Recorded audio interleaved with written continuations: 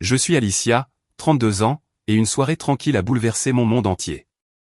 Je venais de terminer ce qui ressemblait à un appel de routine avec mes parents lorsque j'ai réalisé qu'ils n'avaient pas raccroché. Leur voix crépitait à travers mon téléphone, nette et brute, alors qu'ils parlaient avec ma sœur. Le ton de mon père était froid, presque mécanique. Vivre avec elle est horrible. Mais nous ne restons que pour son argent. Avant même que je puisse assimiler, le rire de ma sœur a déchiré l'air. Cruel, moqueur, comme si elle avait toujours connu cette vérité. Ma main a serré le téléphone si fort que ça faisait mal, mon cœur battant si fort que je pensais qu'il allait se libérer de ma poitrine. La pièce a tourné, mon estomac s'est tordu, pourtant je n'ai ni pleuré ni crié. Je suis restée assise là, figée, chaque mot se gravant en moi. Ils pensaient que j'étais partie, inconsciente, alors qu'en réalité j'entendais leur trahison en temps réel. Chaque seconde s'étirait à l'infini. Mes parents, les personnes en qui j'avais le plus confiance au monde, ne me voyaient pas comme une fille, mais comme un compte bancaire. Le rire de ma sœur résonnait dans ma tête, chaque note se moquant de moi, chaque son confirmant à quel point je comptais peu pour eux. Je suis restée assise sur mon canapé longtemps après la fin de l'appel, fixant l'écran noir de mon téléphone, repassant le moment en boucle. Est-ce que ça avait toujours été comme ça? Chaque mot gentil avait-il été teinté de calcul? Je n'avais pas les réponses. Tout ce que je savais, c'est que rien ne pouvait effacer ce que je venais d'entendre. Ces mots avaient tracé une ligne que je ne pourrais jamais franchir. Ils ont tout changé. Avant de continuer, je veux vous entendre. Avez-vous déjà découvert quelque chose sur votre famille qui a brisé la façon dont vous les voyez? Partagez votre histoire dans les commentaires. Je veux savoir comment vous avez géré le poids de la trahison et ce que cela vous a appris sur la confiance. Le lendemain matin, j'ai versé du café comme si rien n'avait changé. La cuisine sentait le pain grillé et le bacon, comme toujours, mais chaque mouvement ressemblait à jouer dans une pièce que je n'avais pas répétée. J'ai posé des assiettes sur la table, retourné des crêpes et essuyé les comptoirs, mes mains fermes malgré la tempête dans ma tête. Je devais me ressaisir. Devoir les surveiller sans me trahir. Mon père est entré en traînant les pieds, attrapant une tasse sans me regarder. Ses yeux se sont portés sur le journal, évitant les miens comme s'il savait que j'avais entendu quelque chose que je n'aurais pas dû. Bonjour, a-t-il marmonné, à peine audible, avant d'enfouir son visage dans la section des sports. J'ai hoché la tête, forçant un sourire, et je l'ai regardé siroter son café trop vite, comme s'il était pressé d'être ailleurs. Ma mère a suivi, sa voix vive et fausse, bavardant sur la nouvelle voiture d'un voisin. N'est-elle pas chic, a-t-elle dit, riant trop fort, ses mains tripotant une serviette. D'accord, ai-je dit, ma voix calme, mais mon estomac s'est tordu. Elle en faisait trop, surcompensant quelque chose. Puis ma sœur, Mélissa, est arrivée, avachie, les yeux rivés sur son téléphone, marmonnant à peine un bonjour. Ses pouces volaient sur l'écran, probablement en faisant défiler les réseaux sociaux ou en envoyant des SMS à quelqu'un au sujet de sa ligne de vêtements ratée. Elle n'a même pas jeté un coup d'œil au petit déjeuner que j'avais préparé. J'ai continué à bouger, à débarrasser la table, mais mes yeux étaient vifs, captant chaque détail. Les trépignements de papa, la joie forcée de maman, l'indifférence de Mélissa, ils ressemblaient à des étrangers portant des visages familiers. J'avais toujours pensé que nous étions proches, une famille qui partageait tout. Il y a 3 ans, j'avais acheté cette grande maison à Lexington, dans le Kentucky, pour que nous puissions tous vivre ensemble. Après le décès de mon grand-père, j'ai hérité de suffisamment d'argent pour couvrir l'hypothèque et leurs factures, l'épicerie, les services publics, même les séances de shopping de maman. Ils avaient emménagé reconnaissants, du moins c'est ce que je pensais. Papa avait pris sa retraite tôt. Maman aussi, et Mélissa, quelques années de plus, s'était appuyée sur moi depuis que son entreprise avait coulé. J'avais tout payé, sans poser de questions, croyant que c'était ce que faisaient les familles. Mais maintenant, chaque souvenir semblait entaché. M'avait-il toujours vu comme un compte bancaire? J'ai repensé au mois dernier, lorsque papa m'avait posé des questions sur mes économies, son ton décontracté mais insistant. Ou lorsque maman m'avait poussé à les inviter à un dîner chic, son sourire trop large. Mélissa n'a jamais proposé de participer, affirmant toujours qu'elle était entre 2 emplois. J'avais balayé ça du revers de la main, pensant qu'ils avaient juste des difficultés. Maintenant, leurs actions semblaient différentes, calculées. Pendant que je frottais une casserole, j'ai sorti mon téléphone et ouvert une application de notes. J'ai tapé papa évite le contact visuel. Maman est trop joyeuse. Mélissa s'en fiche. J'ai ajouté plus de temps, papa a posé des questions sur mes investissements. L'intérêt soudain de maman pour mes primes de travail. Le défilement sans fin de Mélissa sur son téléphone. Chaque détail ressemblait à une pièce de puzzle formant une image que je n'étais pas prête à voir. Je ne savais pas ce qu'il cachait, mais j'allais le découvrir. Plus tard dans la journée, j'ai surpris Mélissa en train de jeter un coup d'œil à mon ordinateur portable, laissé ouvert sur le comptoir. Elle l'a fermé rapidement quand je suis entré, marmonnant qu'elle vérifiait la météo. Mes entrailles se sont tordues. Quelque chose n'allait pas. J'ai gardé ma routine, je suis allé à mon travail de développeur de logiciels et j'ai codé pendant les réunions, mais mon esprit était ailleurs. Je me suis souvenu de Noël dernier, quand j'avais offert à maman un nouveau manteau qu'elle voulait. Elle m'avait serré dans ses bras, m'avait appelé son roc, mais maintenant ces mots semblaient vides. Papa m'avait tapoté l'épaule, fier, disait-il, de ma réussite. Était-ce de la fierté ou de la cupidité? Mélissa m'avait à peine remercié pour l'argent que je lui avais glissé pour les dépenses professionnelles. Je pensais que j'aidais, mais peut-être que j'étais juste le repas. Le soir venu, j'étais assise dans ma chambre, le téléphone à la main, en train de faire défiler mes notes. J'en ai ajouté une autre, Mélissa a vérifié mon ordinateur portable aujourd'hui. Je ne les ai pas encore confrontés. J'avais besoin de plus que des soupçons. J'allais regarder, attendre et creuser plus profond. Il pensait que j'étais idiote, mais j'étais bien réveillé maintenant. Cette maison, ma maison, n'était plus un foyer. C'était une scène, et j'en avais fini de jouer leur jeu. Mercredi, j'ai commencé à remarquer des choses que j'avais ignorées auparavant. La façon dont papa revenait sans cesse sur mes finances, ses questions tranchantes et insistantes, semblaient différentes maintenant. Au petit déjeuner, il s'est penché sur la table, une tasse de café à la main, et a demandé « Comment va ce compte d'investissement, Alicia ?» Son ton était décontracté, mais ses yeux se sont détournés trop vite, comme s'il cherchait quelque chose. J'ai haussé les épaules, j'ai dit que ça allait bien et j'ai changé de sujet pour parler de la météo. Il n'a pas insisté, mais l'air était lourd, comme s'il attendait que je fasse un faux pas. Je l'ai regardé plus tard, zappant sur les chaînes de télévision du salon, ses doigts tapant nerveusement. Ce n'était pas qu'une seule fois. La semaine dernière, il avait posé des questions sur mes primes de travail, et le mois précédent, il voulait des détails sur mes économies. Je pensais qu'il se comportait simplement comme un parent inquiet. Maintenant, j'avais l'impression qu'il tenait le score. Maman n'était pas mieux. Elle est rentrée chez elle cet après-midi avec des sacs de shopping, des sacs à main de marque, un foulard en soie, des chaussures qui coûtaient plus cher que mon mensualité de voiture. Juste une petite gâterie, a-t-elle dit, souriant avec éclat en les déballant sur le comptoir de la cuisine. J'ai hoché la tête, mais mon esprit s'est emballé. Ce n'était pas de petites choses du tout. Je l'avais vu faire des folies avant, de nouvelles robes, des gadgets de cuisine sophistiqués, mais c'était excessif même pour elle. Elle m'a surprise en train de la regarder fixement et Harry, balayant la remarque. Tu travailles si dur, Alicia.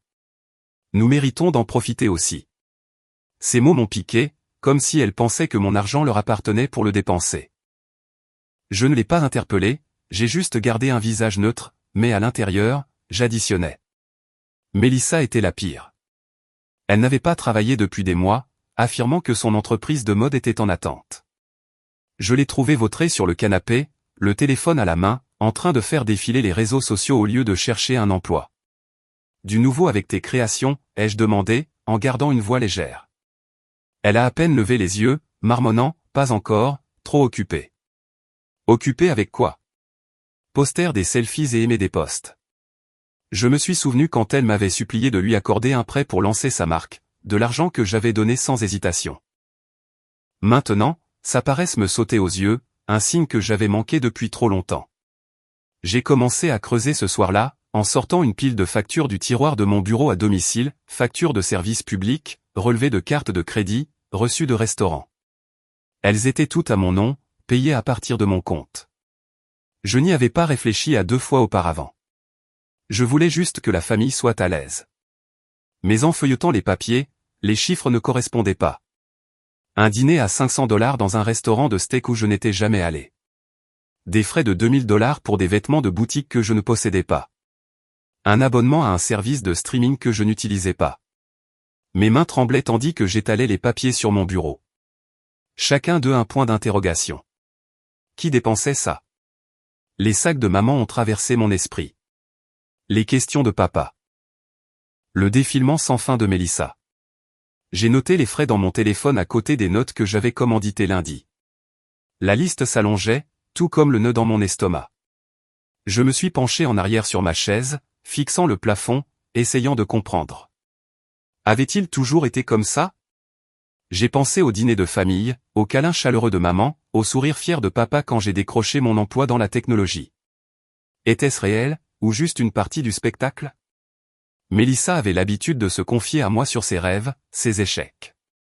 Maintenant, elle me semblait être une étrangère, quelqu'un qui me voyait comme un moyen de parvenir à une fin. Je voulais croire qu'il m'aimait, pas seulement mon compte bancaire, mais les preuves s'accumulaient. Je n'avais pas encore de preuves, pas du genre que je pouvais brandir et exiger des réponses, mais les signes criaient. Plus tard cette semaine-là, j'ai surpris maman en train de glisser un relevé de carte de crédit dans son sac à main, ses mouvements rapides, comme si elle ne voulait pas que je voie. Je suis juste en train de m'organiser, a-t-elle dit quand j'ai haussé un sourcil. Je n'y ai pas cru. Au dîner, Mélissa s'est plainte que son téléphone était trop lent, laissant entendre qu'elle avait besoin d'un nouveau. Papa a renchéri, suggérant que je pourrais l'aider puisque je réussissais si bien. J'ai souri de manière forcée, j'ai dit que j'y réfléchirais et je me suis excusé pour aller dans ma chambre. Seul, j'ai rouvert mon application de notes, en tapant « Maman a caché un relevé ». Mélissa veut un nouveau téléphone. Papa insiste encore. Je n'étais pas prête à les confronter, passant quelque chose de solide. Ce vendredi-là, j'étais assise seule dans mon bureau, repassant leurs paroles, pas celles de l'appel, je les ai chassées de mon esprit, mais les innombrables fois où ils m'avaient poussé à ouvrir mon portefeuille.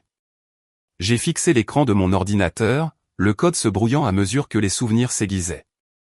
L'été dernier, maman avait insisté pour que nous passions des vacances en famille dans les Smoky Mountains, disant que ce serait bon pour nous. J'avais payé la cabane, les repas, même l'essence, pendant qu'elle souriait et appelait ça un rapprochement. Papa m'avait poussé à couvrir les réparations de leur voiture, affirmant qu'ils étaient à court d'argent. J'avais remis des milliers de dollars, pensant que j'aidais. Mélissa était la plus audacieuse, demandant toujours juste un peu pour que ses rêves de mode restent vivants. J'avais financé son site web, ses commandes de tissus, son marketing. Rien de tout cela n'a jamais abouti. Chaque souvenir ressemblait à une brique, construisant un mur entre la famille que je pensais avoir et la vérité. Je ne pouvais pas rester dans ce bureau entouré de lignes de code qui avaient plus de sens que ma vie. J'ai attrapé ma veste et je suis allé dans un café du centre-ville où j'avais convenu de rencontrer mon amie Christine. Elle était déjà là, sirotant un latte, son ordinateur portable ouvert sur un projet de conception graphique. Je me suis glissé dans la cabine, et avant que je puisse m'en empêcher, l'histoire a jailli, l'appel, la trahison de mes parents, le rire cruel de Mélissa. Les yeux de Christine se sont écarquillés, puis se sont adoucis. « Alicia, c'est horrible, a-t-elle dit, attrapant ma main. Tu ne mérites pas ça. » Sa voix était ferme, manquant. Elle n'a pas édulcoré les choses, elle a juste écouté, puis s'est penchée en avant. Tu es intelligente. Ne les laisse pas te jouer. Obtiens les faits. Protège-toi. J'ai hoché la tête, ces mots perçant le brouillard dans ma tête. Elle ne m'a pas poussé à me sentir mieux ou à faire comme si ce n'était pas grave. Elle m'a juste donné de la clarté. J'ai quitté le café en me sentant plus légère, comme si je pouvais respirer à nouveau. En rentrant chez moi, j'ai commencé à décortiquer de vieux souvenirs, ceux que j'avais enfouis sous le poids de la loyauté familiale. En grandissant, maman et papa avaient toujours fait passer Mélissa en premier. Quand elle voulait des cours d'art, ils les ont payés même si on se serrait la ceinture. Quand j'ai été admise à l'université, ils ont à peine célébré, trop occupés à sortir Mélissa d'un fiasco de mannequinat. Je me suis frayé un chemin à travers l'école en codant tard dans la nuit, tandis que Mélissa faisait la fête et s'appuyait sur leur soutien. Je pensais avoir dépassé ça, je pensais qu'acheter la maison à Lexington signifiait que nous étions égaux maintenant. Mais plus je me souvenais, plus c'était clair. Ils l'avaient toujours vue comme la star, moi comme le filet de sécurité. Ce n'était pas l'amour qui motivait leur choix. C'était la commodité. Je me suis garé dans l'allée, ma détermination se renforçant. J'avais besoin de réponses, pas seulement de soupçons. De retour dans mon bureau à domicile, j'ai ouvert mon ordinateur portable et je me suis connecté à mon compte bancaire. J'avais vérifié les factures auparavant, mais cette fois, j'allais creuser plus profond. Chaque transaction, chaque virement, chaque retrait, j'ai sorti des relevés remontant à 6 mois, mes doigts volant sur le clavier. Je n'étais pas sûr de ce que j'allais trouver, mais je savais que ce serait plus que de vagues reçues. S'il m'utilisait, il y aurait une trace. Les questions de papa sur mes investissements, les sacs de shopping de maman, les excuses sans fin de Mélissa, ce n'étaient pas des événements aléatoires. J'ai commencé une nouvelle note sur mon téléphone, en la nommant preuve. Pendant le week-end, je me suis connecté à mon compte bancaire. Mon bureau à domicile était calme, le seul bruit étant le bourdonnement de mon ordinateur portable, tandis que je sortais le tableau de bord financier que j'avais ignoré pendant trop longtemps. Je payais tout, la maison, les services publics, le shopping de maman, les rêves de Mélissa, mais je n'avais jamais regardé de près où allait l'argent. Maintenant, j'ai cliqué sur les transactions, mon cœur coulant à chaque ligne. Ils étaient là, des virements, des dizaines, de mes économies vers un compte que je ne reconnaissais pas. Des milliers de dollars envoyés en plusieurs fois sur des mois, étiquetés honoraires de consultation ou divers. J'ai recoupé les dates. Certaines correspondaient au moment où Mélissa avait présenté de nouvelles idées pour sa ligne de vêtements. D'autres correspondaient aux gâteries de maman. Mes parents avaient accès à mon compte secondaire pour les dépenses du ménage, mais c'était différent. Ils n'avaient pas demandé, n'avaient pas mentionné un mot. J'ai fait défiler plus loin, mes doigts tremblants. Un virement de 4 000 $ le mois dernier, un autre de 2 500 $ il y a à peine 2 semaines. J'ai ouvert les détails du compte et j'ai vu le destinataire, une entreprise enregistrée au nom de Mélissa. L'entreprise de mode ratée de ma sœur, celle qu'elle jurait être presque prête à relancer, était financée par mon argent. Je me suis penché en arrière, la vérité me frappant comme une gifle. Il ne se contentait pas de dépenser, il canalisait mon héritage pour soutenir son rêve. J'étais malade, trahi, mais j'avais besoin de l'entendre de leur bouche. Dimanche matin, j'ai trouvé maman dans la cuisine en train de couper des légumes pour le déjeuner. J'ai gardé ma voix ferme, décontractée. Et, maman. Je regardais des relevés bancaires. J'ai vu de gros virements. Tu sais quelque chose à ce sujet? Elle s'est figée, un couteau suspendu au-dessus d'une carotte, puis a souri trop vite. Oh, ça? Juste des cadeaux pour Mélissa, tu sais, pour l'aider à se remettre sur pied. Ses yeux n'ont pas croisé les miens, se sont plutôt portés sur le comptoir. Des cadeaux, ai-je insisté en me rapprochant. Des milliers de dollars sans me demander? Elle a ri, un rire nerveux. Alicia, n'en fais pas toute une histoire.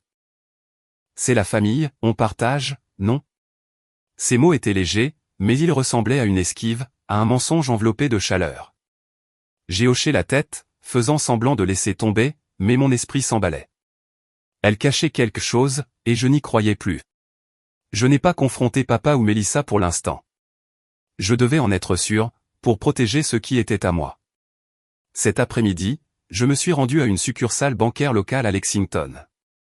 La guichetière, une femme aimable avec des lunettes, m'a aidé à ouvrir un nouveau compte d'épargne, auquel je serais la seule à pouvoir accéder.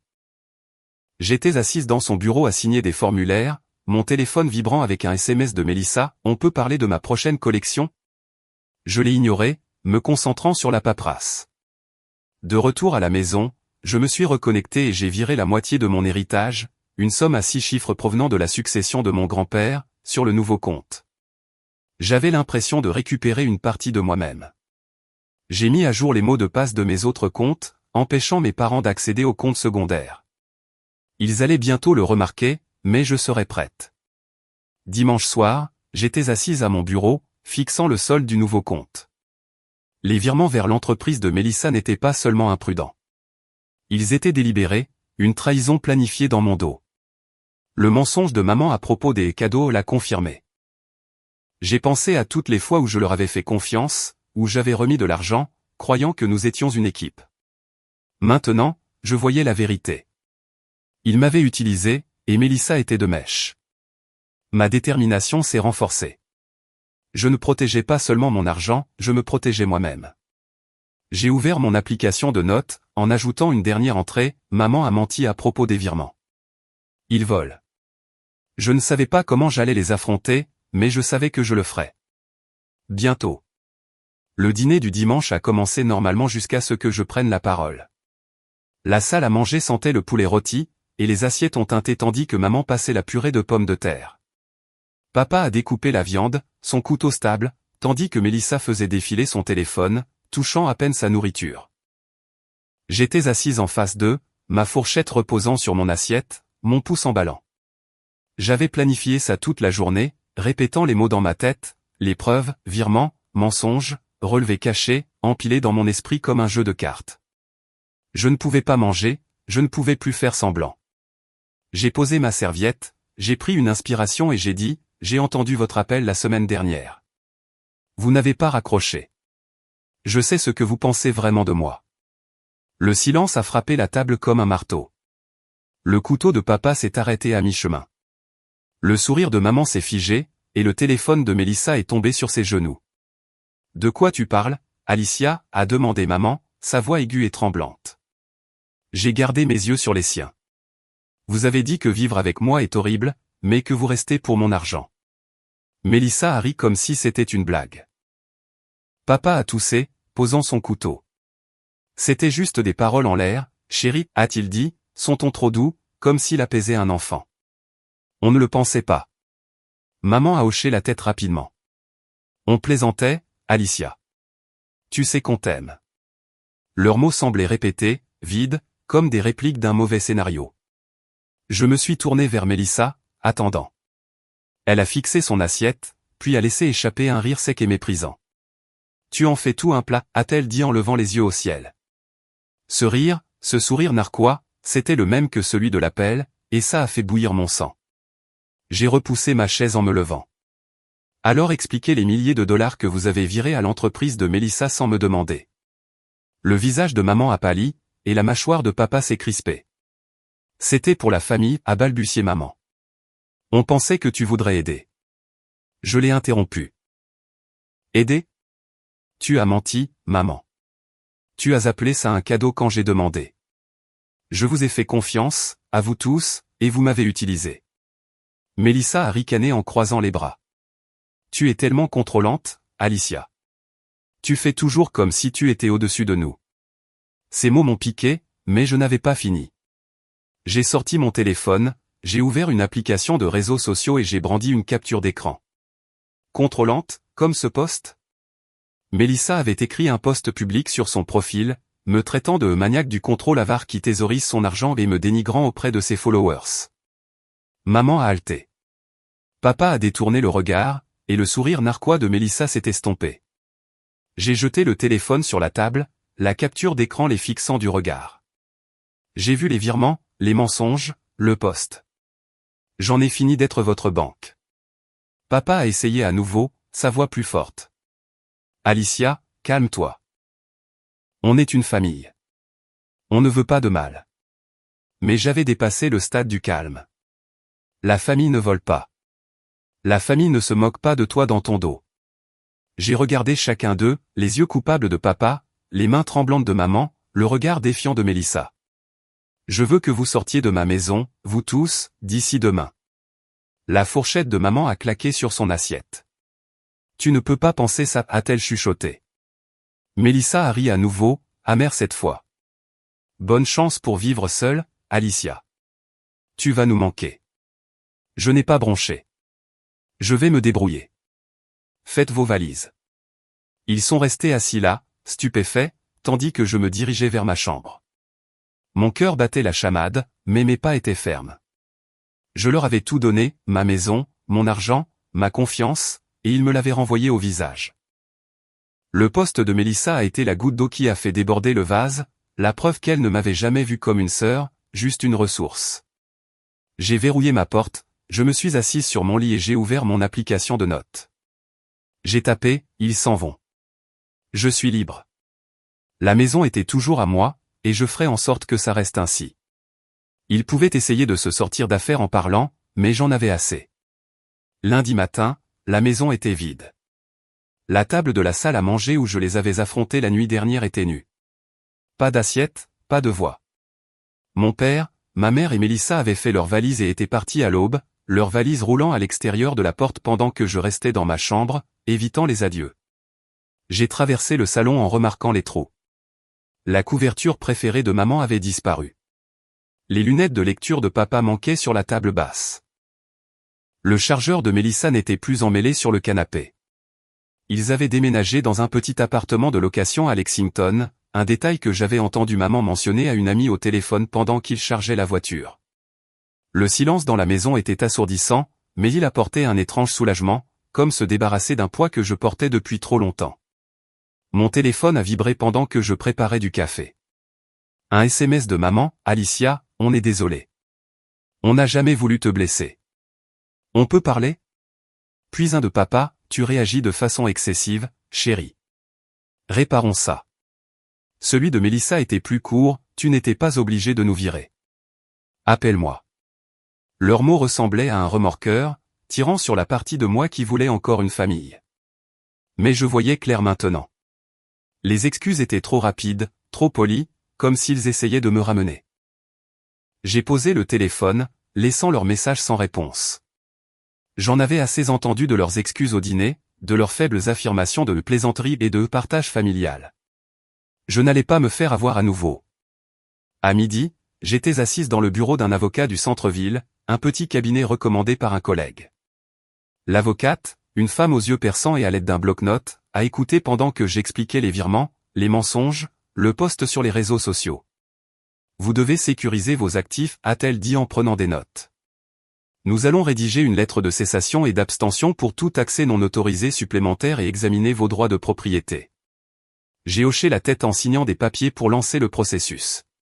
Ma maison, mon héritage, ils étaient à moi, et je m'assurais que personne ne les touche à nouveau. L'efficacité calme de l'avocate m'a ancré, un rappel que je prenais le contrôle, pas seulement en réagissant.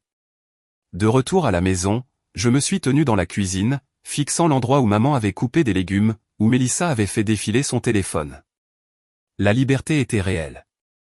Je pouvais respirer sans leur jugement, leurs exigences. Mais mon cœur souffrait pour ce que nous avions perdu. Je me suis souvenu de papa m'apprenant à faire du vélo, de maman cuisinant mes gâteaux d'anniversaire, même de Mélissa me tressant les cheveux quand nous étions enfants. Ces moments semblaient si loin maintenant, entachés par leur trahison. Je n'ai pas pleuré, mais la douleur était lourde, un rappel silencieux de la famille que je pensais que nous étions. J'ai ouvert mon ordinateur portable, j'ai vérifié mon nouveau compte bancaire et j'ai vu le solde que j'avais protégé. Ce n'était pas seulement de l'argent, c'était mon avenir, et je me battrais pour lui. 6 mois plus tard, j'ai déménagé dans un nouvel appartement. L'endroit était plus petit que ma vieille maison à Lexington, mais chaque coin était à moi, propre, calme et exempt de secrets. J'avais vendu la maison, empochant le profit, et j'avais organisé ma vie selon mes propres conditions. Mes journées tournaient autour de projets de codage, de sessions de débogage tard dans la nuit et de courses au café qui ne portaient pas le poids du drame familial. Je vivais pour moi, pas pour les attentes de quelqu'un d'autre.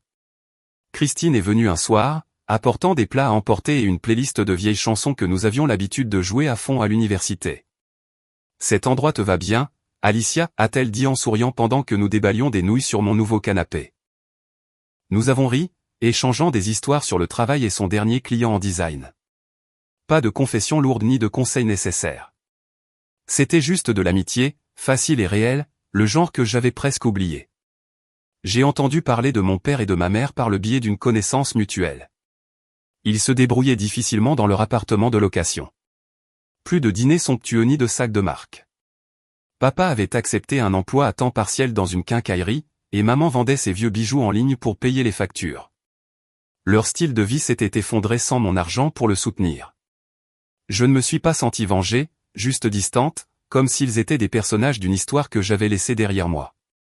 La chute de Mélissa a été plus dure. Son post sur les réseaux sociaux, celui qui me traitait de contrôlante et d'avare, s'est retourné contre elle. Ses amis et ses followers se sont retournés contre elle, dénonçant son droit.